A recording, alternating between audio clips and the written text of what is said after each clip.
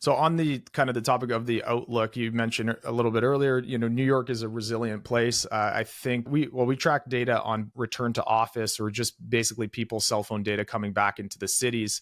I think New York is done better than Toronto, but I think there's still quite a bit of gap between the return to the cities and having people being working in the cities.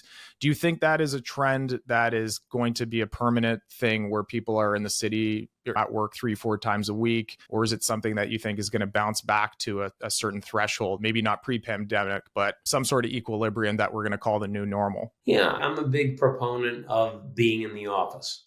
And it was interesting. If you asked me in early 2021, I would have said, oh, I'll be maybe a 2 or 3 day a week guy in the office, mainly because as a sales broker, my goal had always been contacting 50 owners a week and getting around to asking them if they wanted to sell anything. During the pandemic, working from home, I was up at my country house in Connecticut. I was connecting with over 100 owners a week because I didn't have the constant interruptions that you typically get in the office.